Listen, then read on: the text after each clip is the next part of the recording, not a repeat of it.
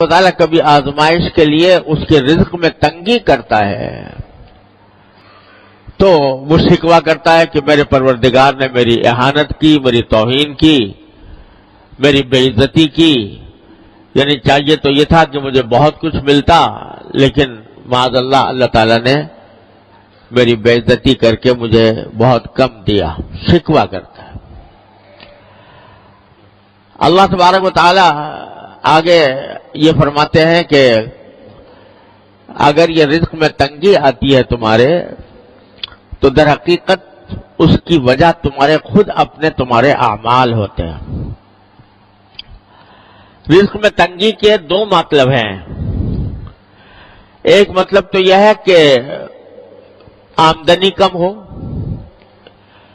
اور اتنی کم ہو کہ اس میں گزارا نہ ہو سکتا ہو، یا کم ہوتا، بہت ہی تنگی کے ساتھ گزارا ہوتا ہو، یہ بھی رزق کی تنگی کی ایک شکل ہے۔ اور دوسری رزق کی تنگی کی شکل یہ ہے کہ آمدنی دیکھنے میں تو بہت ہے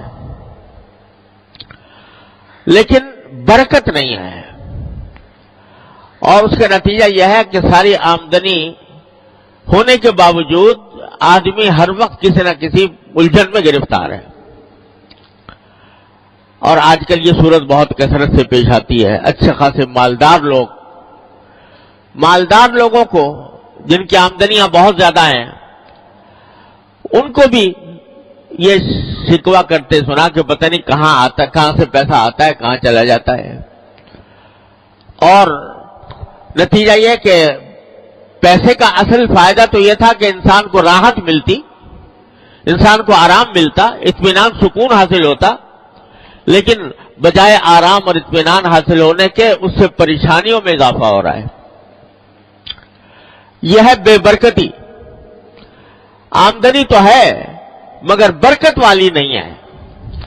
اللہ تبارک و تعالی جب برکت عطا فرماتے ہیں تو تھوڑی آمدنی میں انسان کو سکون آرام مل جاتا ہے، راحت میسر آ جاتی ہے، اور اللہ بچائے اگر بے برکتی ہو تو لاکھوں کی اور کروڑوں کی آمدنی ہو، اس کے باوجود انسان پریشان ہی نظر آتا ہے۔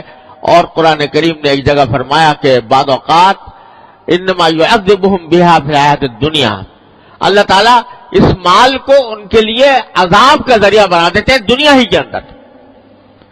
یعنی مال تو بہت ہے لیکن مال کی حصول میں، اس کی تلاش میں، اس کے جو سرگرداں ہیں، تو اس میں دن کا چین میسر ہے، نہ رات کا آرام میسر ہے، نہ بیوی بچوں کے ساتھ وقت گزار سکتے ہیں، نہ اپنے گھر والوں کے ساتھ اطمینان کے ساتھ بیٹھ سکتے ہیں، راحت میسر نہیں۔ پیسہ ہے مگر راحت نہیں۔ یہ بھی رزق کی تنگی کی ایک بدترین شکل ہے۔